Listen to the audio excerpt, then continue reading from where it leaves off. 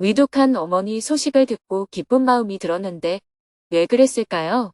2025년 11월 19일 수행법회 평화연구 세미나. 안녕하세요.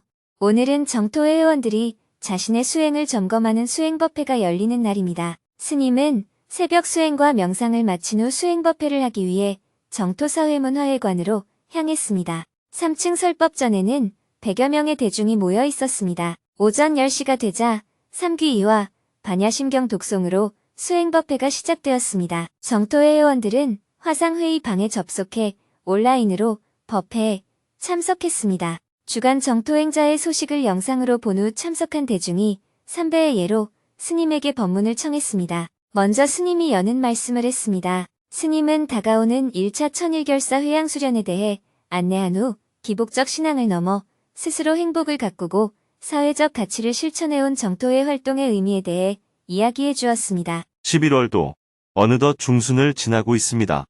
갑작스러운 추위로 초겨울이 성큼 다가온 듯합니다. 2025년 한 해를 마무리해야 할 연말이 코앞으로 다가왔고 정토회는 4주 후면 지난 3년간 이어온 천일결사 기도를 마무리하게 됩니다. 지금 우리에게 필요한 것은 새마음 운동입니다. 정토회는 기도하면 죽어서 좋은 곳에 간다 는 식의 종교적 기복을 강조하지 않습니다. 세계적으로도 이러한 기복적 종교 행위는 점점 쇠퇴하고 있으며 인류의 주요 관심사에서 밀려나고 있는 추세입니다. 물론 미국에서는 기독교 보수 세력이 극단적 정치 행위와 결합해 국제사회에 큰 혼란을 초래하기도 하고 일부 저개발 국가에서는 종교가 봉건적 가치와 결합해 여전히 강한 영향력을 발휘합니다. 그러나 대부분의 민주화된 사회에서는 종교가 더 이상 중심 관심사가 아니며 영향력 또한 빠르게 약화되고 있습니다. 이제 종교는 문화의 한 요소로 남아있는 정도라 할 수 있습니다. 그렇다고 사람들이 정신적 가치를 외면하는 것은 아닙니다. 다만 예전처럼 기복적 종교에 기대지 않을 뿐이며 특히 젊은 세대에서 이러한 경향은 더욱 두드러집니다. 정토회는 이미 30여 년 전부터 이러한 시대 흐름을 내다보고 수행의 가치를 중심에 두며 환경, 평화, 나눔의 실천을 꾸준히 이어왔습니다. 그런 점에서 정토회가 추구해온 가치는 오늘날 인류의 보편적 가치의 최전선에 서 있다고 할 수 있습니다.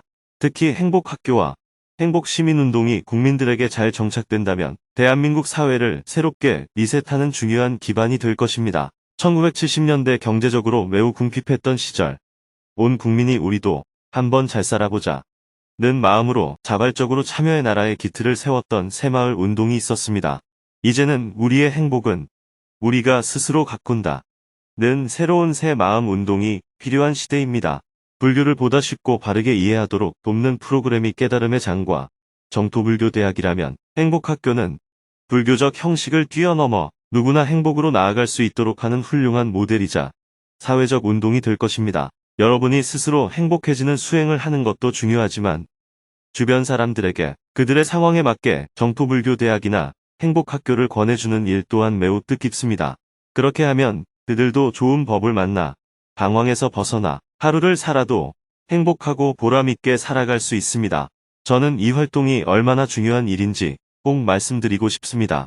이어서 사전에 질문을 신청한 분들의 질문을 받았습니다. 온라인에서 2명이 스님에게 질문을 했습니다. 그중 한 명은 오랫동안 멀어져 지냈던 어머니가 위독하다는 소식을 듣고 자신에게서 예상치 못한 감정이 올라왔다며 그 마음을 어떻게 바라봐야 할지 고민을 털어놓았습니다. 위독한 어머니 소식을 듣고 기쁜 마음이 들었는데 왜 그랬을까요? 어머니는 제가 3살 때 가출하신 후 아버지와 이혼하셨습니다. 그 후로는 연락 없이 지내다가 재작년에 아버지가 돌아가신 후 연락이다 가끔 안부를 묻고 지냈습니다. 그런데 지난주에 어머니의 건강이 악화되어 거의 돌아가실 뻔한 위기가 있었습니다. 그동안 경제적 도움은 드리지 못했지만 마음으로는 어머니를 이해하고 연민하는 마음을 가지고 있다고 생각했습니다. 그런데 막상 위독하시다는 연락을 받고 돌아가실 수도 있다는 사실을 인지했을 때 저도 모르게 들뜨고 이유 모를 쾌감이 올라왔습니다. 그 사실을 알아차리니 죄책감이 들었습니다. 이런 제 마음을 어떻게 살펴야 할까요? 우선 그런 소식을 들었다는 것은 일종의 자극을 받았다는 의미입니다. 눈으로 봤다면 시각, 소리를 들었으면 청각, 냄새를 맡았다면 후각, 맛을 봤다면 미각, 접촉이 있었으면 촉각, 그리고 머릿속 생각까지 이렇게 6가지 감각을 통해 자극을 받는 거예요. 자극을 받으면 지금까지 살아온 삶의 총체적인 습관, 즉 카르마가 자동으로 반응을 일으킵니다. 아무리 슬퍼야 한다고 해도 웃음이 날 수 있고 아무리 웃어야 한다고 해도 눈물이 날 수 있어요. 이러한 반응을 좋다, 나쁘다로 판단하거나 죄책감을 가질 필요는 없습니다. 그저 이런 반응이 있구나 하고 알아차리면 됩니다. 카르마에 이런 자극이 오니까 쾌한 반응이 있구나 하고 이해하면 됩니다. 그것이 잘못됐다거나 좋다고 판단할 필요는 없습니다. 다만 쾌한 반응이 있다는 사실만 있는 것이죠. 그런데 생각과 마음의 반응은 다릅니다. 생각은 주로 윤리나 도덕, 가치관에서 비롯되지만 마음의 반응은 그런 것과 무관하게 오랫동안 형성된 습관대로 나타납니다. 육체가 생존을 위해 반응하듯 마음도 자동으로 반응하는 거예요. 예를 들어 누군가 지팡이를 나에게 들이밀었을 때 그 사람이 뒤에 뱀을 보고 나를 도우려던 것인지 공격하려던 것인지와 관계없이 몸은 우선 방어 반응을 일으킵니다. 나중에 그 사람이 도와주려던 것임을 알게 되면 반응은 바뀌겠죠. 그것처럼 마음의 반응 또한 마찬가지입니다. 그래서 마음이 일으키는 반응 자체를 좋다 나쁘다고 판단할 수 없는 것입니다. 어머니가 편찮으실 때 약간 슬픈 감정이 드는 게 자연스러운데 쾌한 감정이 올라온 건 어릴 때 형성된 어머니에 대한 원망 때문일 수 있어요. 어른이 되어 겉으로 이해한다고 해도 어린 시절의 상처는 남아 있을 수 있습니다. 예를 들어 일본이나 북한에서 우리나라를 비난하는 사람이 죽었다고 합시다. 죽음 자체가 기뻐할 일은 아니지만 속으로 잘 됐다 하는 생각이 들 수도 있습니다. 마찬가지로 쾌한 감정이 올라왔다면 내가 어머니에게 원망이 있었구나 하고 자각하는 계기로 삼으면 됩니다. 그 이상 아무것도 아니에요. 죄책감을 가질 필요가 없습니다. 원망하는 마음이 자신에게 해롭다고 느껴진다면 이해의 폭을 넓히면 됩니다. 어린 내가 보기에는 나쁜 일이지만 한 여인으로서 어머니가 선택할 수 있는 길이었다고 보면 돼요. 시댁이나 남편과의 관계 등 여러 상황을 고려하면 20대 후반에서 30대 초반 여성으로서는 충분히 선택할 수 있는 일이었다는 거예요. 여기에 2가지 배울 점이 있습니다. 첫째, 어린 시절 입은 상처는 그때는 이해하기 어렵습니다. 어떻게 엄마가 나를 버리고 갈 수 있나 하는 마음이 당연하죠. 그러나 어른이 되어 보면 그런 어려운 상황에서 떠날 수밖에 없었구나 하고 어머니를 이해할 수 있습니다. 둘째, 가정을 떠날 때 아이가 있다면 내 선택과 책임은 나에게 있지만 아이에게는 상처가 될 수 있다는 것을 알아야 합니다. 나중에 아이가 상처를 문제 삼을 때 너는 엄마 심정을 몰라서 그렇다 라고 말하면 안 돼요. 그때 상처받았구나. 미안하다. 엄마가 너무 힘들어서 내 삶에 급급했구나. 이렇게 대화해야 합니다. 그래서 제가 3살까지는 아이를 엄마가 키워야 한다. 아이가 성인이 될 때까지는 가능하면 이혼하지 말고 맞추며 살아라 하고 말하는 이유가 바로 여기에 있습니다. 아이는 다투는 이유를 알 수 없고 설명한다고 이해하지 못하거든요. 마음의 반응은 그저 알아차리고 받아들이면 됩니다. 죄책감을 가질 필요는 없습니다. 3살 때 엄마가 떠났다면 원망할 만합니다.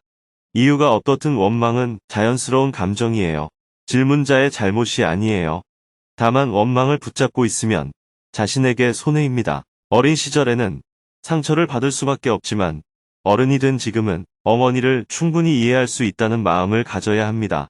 이해심을 넓히면 원망이 쉽게 사라지지는 않더라도 조금씩 옅어집니다. 네, 감사합니다. 이어서 한 명의 질문을 더 받았습니다. 지인이 형편도 넉넉하지 않은데 무슨 보시를 하느냐고 했습니다.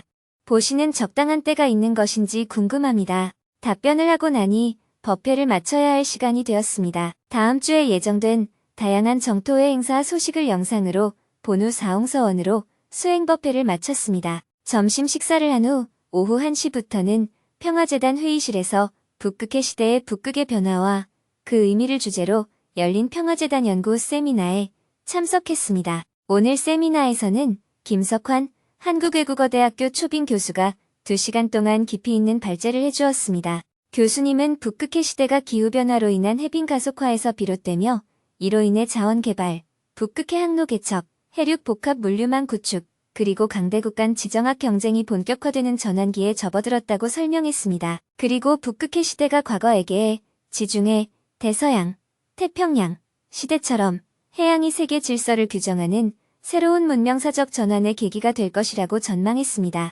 그러나 인간이 초래한 기후변화가 그 변화를 촉발한다는 점에서 이전과 다른 특징을 갖는다고 분석했습니다. 특히 러시아, 중국과 미국, 나토 진영의 경쟁이 북극에서 심화될 가능성이 높으며 북극 자원의 개발과 NSR 활성화는 에너지, 물류, 조선, 환경, 기술 등의 산업 지형을 재편할 것으로 전망했습니다. 아울러 북극해 해빙은 유라시아 북부를 새로운 전략 공간으로 만들고 군사적 긴장까지 확대할 수 있어 한반도 동해안 역시 경제적 기회와 안보적 위험이 동시에 커질 것이라고 강조했습니다. 이런 상황에서 한국은 극지연구, 지속 가능한 기술 개발, 다자 협력 참여 등을 통해 북극 시대의 새로운 기회와 도전에 능동적으로 대응해야 한다고 제안했습니다. 강연이 끝난 뒤 이어진 질의응답 시간에는 북극해 시대를 둘러싸고 다양한 질문이 나왔습니다. 한 참석자는 한국의 쇠빙선 기술력과 북극 항로 운항 가능성에 대해 묻고 또 다른 참석자는 북극 정책 추진 과정에서 부처 간 협력이 부족한 현실을 지적했습니다. 기후위기의 부정적 파장을 함께 고려해야 한다는 문제의식도 제기되었으며 북극 개발 속에서 북한의 지정학적 위치가 어떻게 달라질지에 대한 질문도 이어졌습니다. 스님은 북극해 시대의 문명사적 의미에 대해 질문을 했습니다. 북극해 시대, 정말 문명사적 전환이라고 볼 수 있을까요? 북극 항로가 열리면 유럽까지의 거리가 짧아져 물류 측면에서 여러 이점이 생기고 항로 접근성이 좋아지면서 동토 지역 자원 개발도 훨씬 용이해질 것입니다. 또 기후변화로 일부 툰드라 지대가 앞으로는 새로운 농산물 생산 기지로 부상할 가능성도 있고 수온 변화로 어종이 북상하면서 어업에도 도움이 되리라는 전망은 충분히 이해가 됩니다. 그런데 교수님께서 이런 변화를 에게 시대, 지중해 시대, 대서양 시대, 태평양 시대와 같은 문명사적 전환의 흐름과 비교해 설명하시는 부분에서 의문이 생겼습니다. 에게의 시대는 당시 세계의 중심이었던 그리스와 페르시아의 충돌이 에게해를 무대로 벌어졌기 때문에 의미가 있었고, 지중해 시대는 로마가 중심이 되면서 그리스, 이집트, 페르시아, 서유럽으로 문명이 확장되었기 때문에 가능했습니다. 대서양 시대는 신대륙 개척으로 미국과 유럽이 연결되면서 세계 질서가 바뀌었고, 태평양 시대는 동아시아의 부상과 미국의 연결로 큰 흐름이 만들어졌습니다. 이처럼 문명 대 문명이 깊게 연결되거나 세계사의 축이 이동하는 과정이 있어야 해양시대가 문명사적 전환점으로 작동해 왔는데, 북극해의 개척이 과연 그 정도 규모의 변화를 가져올 수 있는가 하는 점이 잘 와닿지 않습니다. 동아시아와 유럽 간 물류 거리가 짧아진다는 것 외에 지구적 차원에서 문명과 문명을 근본적으로 연결하거나 세계 질서를 재편할 만한 요인이 무엇인지요? 오히려 인도와 중국이 부상하면서 인도양 시대가 열릴 가능성이 더 커 보이는데, 북극해 시대가 문명사적 전환으로 평가될 수 있는 근거가 무엇인지 궁금해 질문 드립니다.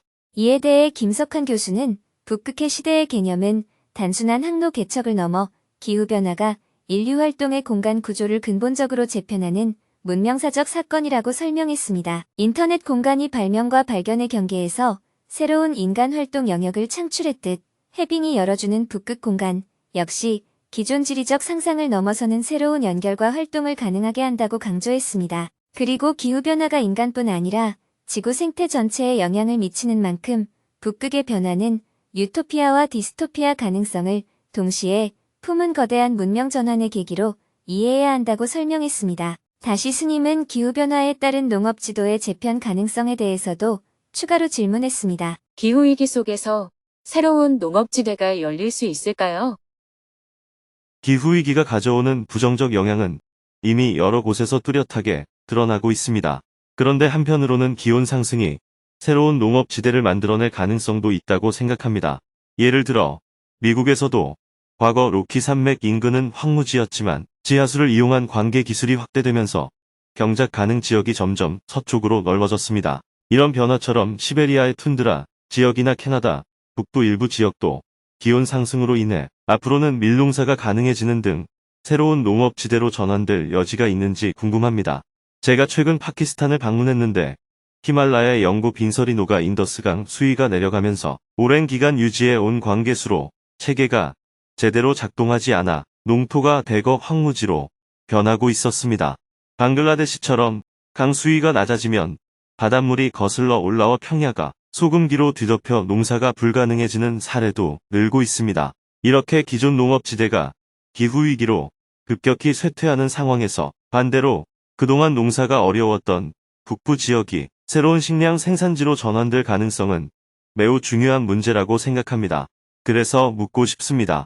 러시아나 캐나다 같은 나라들은 기온 상승에 따라 북부 지역을 미래 농업기지로 전환하는 가능성에 대해 실제로 연구를 진행하고 있는지, 그리고 이러한 변화가 글로벌 식량 위기를 해결할 새로운 대안이 될 수 있을지 궁금합니다. 김 교수님은 식량 문제는 국가 전략의 핵심 영역이며 러시아와 캐나다는 이미 기후변화 이후의 농업 지도를 염두에 두고 장기 전략을 세우고 있다고 설명했습니다. 러시아는 GMO를 금지한 채 자체 품종 개량과 병충해 연구를 강화하며 북극 연안의 기온 상승을 활용하는 식량, 정주 전략을 구축하고 있다고 밝혔습니다. 예니세이, 레나, 오브강 유역을 중심으로 북극과 시베리아를 잇는 북극 횡단 회랑 개발이 진행되고 있으며 이는 새로운 농업, 정주, 물류축으로 기능할 가능성이 높다고 평가했습니다. 그리고 기후변화가 농업 지형을 재편하면서 식량 생산의 북상이 현실화되고 있으며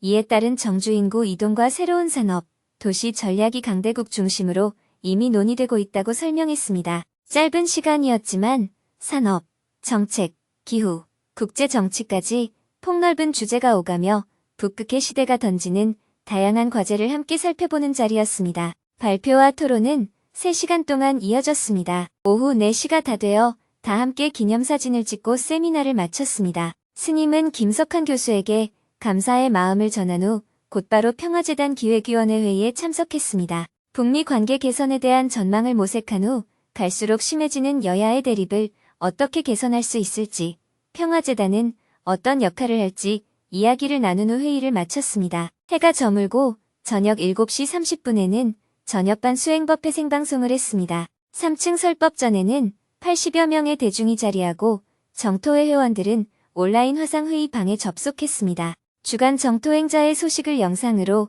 함께 본 후 대중이 삼배의 예로 스님에게 법문을 청했습니다. 스님은 오전 법회처럼 갑자기 추워진 날씨 이야기와 더불어 다가오는 1차 천일결사 회양 수련에 많은 회원들이 참석해 줄 것을 당부한 후 대화를 시작했습니다. 이제 곧 김장이 끝나면 가을 들녘이 한층 황량해집니다. 지금은 문화 배추가 있어 간간히 녹색이 보이지만 김장이 끝나면 황량한 들판만 남겠지요. 이렇게 한 해가 마무리되고 긴 겨울이 지나면 다시 봄이 시작됩니다. 옛말에 1년 초는 내년에 봄이 올 줄을 모른다고 하고 하루살이는 내일 아침 해가 다시 뜰 줄을 모른다고 하지요. 인생을 너무 짧게 보면 지금 자신이 실수했거나 뜻대로 되지 않는 일이 마치 인생의 끝처럼 느껴지기도 합니다. 하지만 지나고 보면 사실 다 별일 아니에요. 그 다음 날에도 인생은 이어지고 또 그 다음 날에도 인생은 이어집니다. 하루하루에 흔들리지 않으려면 인생을 조금 더 길게 보십시오. 찰나찰나 순간순간을 보면 성공과 실패가 있지만 긴 시간을 두고 보면 그것을 성공과 실패로 나누기보다는 삶의 과정이라고 할 수 있습니다. 하루하루에 너무 집착해 지치지 말고 그냥 삶이 이어지는 과정에서 이런저런 일이 일어나는 정도로 받아들이는 게 좋습니다. 가족 가운데 누군가 사고를 당하거나 죽는 등 하늘이 놀랄 만한 일도 지나고 나면 삶의 과정에서 일어나는 한 부분일 뿐입니다. 그 외에 소소한 일들은 말할 것도 없겠죠. 예로부터 청운의 뜻을 품고 관직에 나가 출세를 꿈꾸는 것은 젊을 때의 생각입니다. 이런저런 경험을 다하고 노년이 되어 돌아보면 저절로 부처님의 가르침이 이해되곤 하지요. 조선시대에도 젊어서 유학하고 나이 들면 불교를 한다 는 말이 있습니다. 물론 인생살이가 이런 줄을 미리 알면 얼마나 좋겠습니까? 그러면 젊을 때도 조금 더 여유를 갖고 살 수 있겠죠. 하지만 머리로 알기만 한다고 잘 되는 것은 아닙니다. 여러 번 경험해 보면서 아, 이게 다 별일 아니구나 를 몸소 깨닫게 되는 거예요. 요즘처럼 하루하루가 급박하게 돌아가는 삶 속에서는 뚜렷이 깨어있기가 쉽지 않습니다. 그러나 조금 길게 보고 한 발 떨어져 보면 이런 변화가 오히려 재미있게 느껴질 수도 있습니다. 사람들은 하와이처럼 사계절이 따뜻하고 시원한 곳을 좋아한다고 합니다. 그런데 정작 하와이에 사는 사람에게 물어보면 너무 지루하다고 해요. 세월이 가는 줄을 잘 모른다는 거죠. 반대로 사계절의 변화를 겪으며 옷을 챙겨 입고 냉난방을 조절하는 일은 번거로울 수 있지만 그것이 삶을 더 풍요롭게 만드는 요소가 되기도 합니다. 여러분의 일상이 단지 외부 조건이 고요하기만을 바라서는 안 됩니다. 외부 조건은 자고 일어나면 변하고 상황은 늘 바뀌기 마련이에요. 그럼에도 내 마음이 고요한 것이 중요합니다. 마음이 고요해지고 싶다고 해서 저절로 고요해지는 것이 아니라 일상을 삶의 한 과정으로 보는 관점을 가지면 마음은 저절로 여유로워지고 고요해지는 것입니다. 이어서 1시간 동안 두 명이 스님에게 질문을 했습니다. 정토불교대학 실천적 불교 사상 수업에서 계율을 지켜야 하는 이유를 설명한 것이 현실과 맞지 않는 부분이 있는 것 같습니다. 오히려 가해자가 덜 괴로운 경우는 어떻게 봐야죠? 정토회가 청년 페스타를 기획한 내용을 봤을 때 현재 청년의 고민에 다가가지 못하고 있다는 마음이 듭니다. 청년들의 고민을 반영하면 어떨까요? 대화를 마치고 나니 밤 9시가 넘었습니다. 사홍서원으로 법회를 마친 후 대중은 모든 별로 동그랗게 둘러앉아 마음 나누기를 했습니다. 내일은 아침 일찍 평화재단에서 북한 전문가들과 조찬 모임을 한 후 동작구청에서 증문직설 강연을 하고 오후에는 동국대학교에서 증문직설 강연을 하고 저녁에는 최한실 선생을 모시고 진행되는 푸른 배달말집 책잔치에 참석할 예정입니다.